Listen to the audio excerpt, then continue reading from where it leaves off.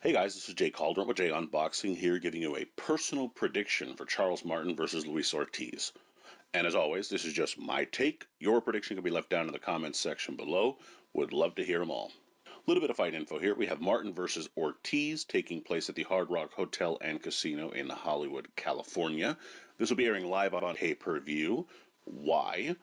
Of course, taking place in the heavyweight division with no titles on the line. And this is the first major sort of main event fight of the year, and we have a heavyweight clash between two fighters looking to make a run at a title in 2022. That's what has to happen for both of them. It's not the biggest fight in the world, but it certainly has big implications for both men. Martin, who has a brief, albeit title run under his belt, is of course looking to try to get back into the fray, and Ortiz has seemed good enough in this modern era to be a champion, but has never quite grabbed a strap. So does Martin get back at another crack at sort of that final run, or will Ortiz finally get the shot that pays off for him? Let's break this one down and take a closer look. Starting with Martin here. For Martin to win, you need to get the double jab going. This is a pretty obvious one, but I think he's going to need to do that, especially against a very skilled fighter like Ortiz. Ortiz is a very well-schooled and well-executed fighter. One of the ways you can offset that very well-schooled rhythm sometimes is just by throwing in some randomness. That obviously leads to some chaos. You can double that jab up, then single it up, then throw it to the body. Sometimes hit him in the arms, the shoulder, whatever you can do. It's going to offset that rhythm sometimes and allow for you to then set up your own work. Now, granted, every time you throw, especially against a slick Cuban fighter like Ortiz, that can sometimes leave you open for those counters. But the double jab at least allows for you to, again, take some of the steam off of those punches, because at the very least you're meeting fire with fire in some sense. But if you're just throwing a simple 1-1-1 every time against Ortiz, you're going to get countered to death all night. I would also say look to land the overhand left. That's a nice solid shot for Martin that actually packs a little bit of punch, probably his best signature power punch for him particularly. He's not a huge, massive puncher, but that shot can work and can potentially trouble Ortiz if it's landed well enough and consistently enough. He is a little bit fresher still. He is someone, yes, that has, faced his rough fights here and there, but Ortiz has as well, and Ortiz is as old as he may be. Who knows? With these Cuban fighters, a lot of times their age can be all over the place, but if you're able to consistently land those shots, it could be the shot that Ortiz doesn't get up from. Again, as good a fighter as he is, he has been knocked down. And one of the ways you're going to be able to do that is if you're Martin, throwing that overhand left, catching him perhaps a little bit off guard, and potentially dropping him. It's, I think, going to be one of the better shots that Martin has in this fight. And finally, speaking of shots, don't let your shots get wide. If you're Martin, I think that's going to be your kryptonite here. If you're letting Ortiz have clear lanes from just point A to point B with his shots right down the middle, you're going to get tagged too much, and it's probably going to spell your demise. If you're able to make sure you keep your shots tight and make them a little more concise and make them a little more, compact, you give yourself the best shot of at least being able to block shots, parry shots. At the very least, you're not making it so easy for him.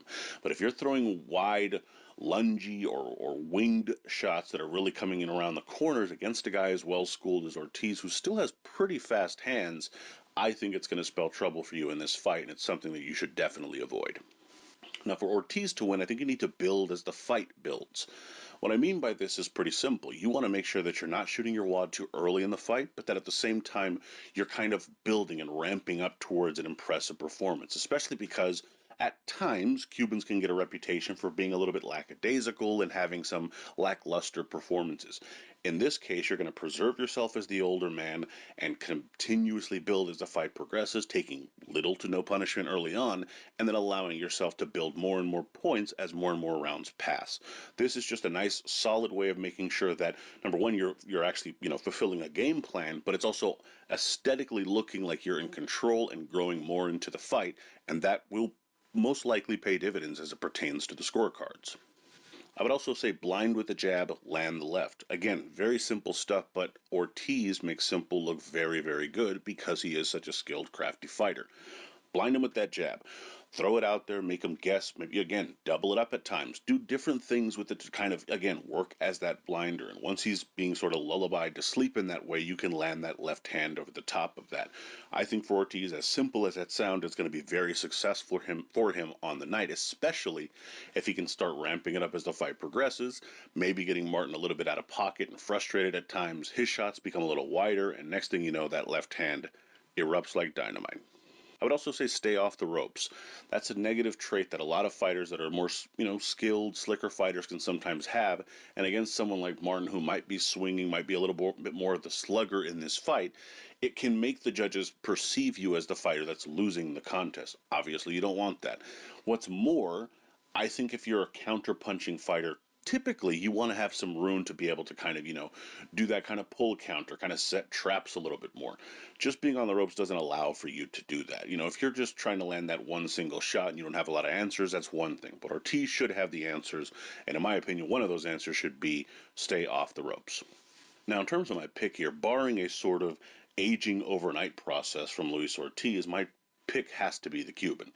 He's naturally bigger, has more snap in more of his shots, and is just a better skilled fighter. He's just more well schooled.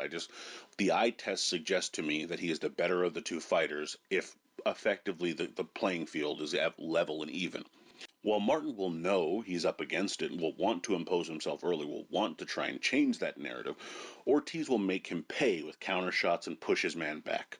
Once he begins controlling the action, Ortiz will set up work with that jab and landing left hands down the middle. Again, those shots are going to be the most punishing shots for Martin, in my opinion.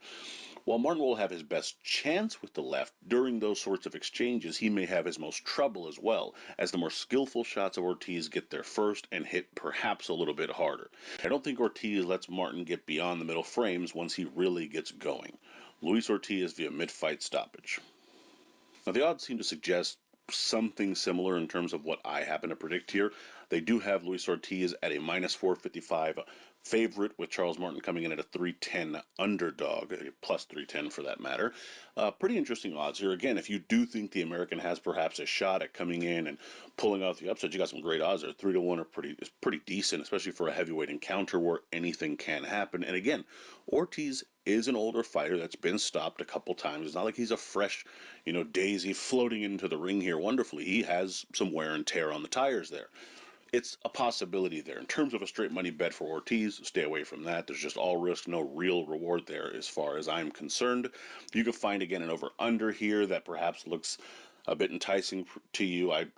Depending on what kind of value you can get out of that and what you can set for yourself personally, that might be an option. But again, unless you're willing to call an underdog here, the straight up bets here are not particularly that interesting to me personally.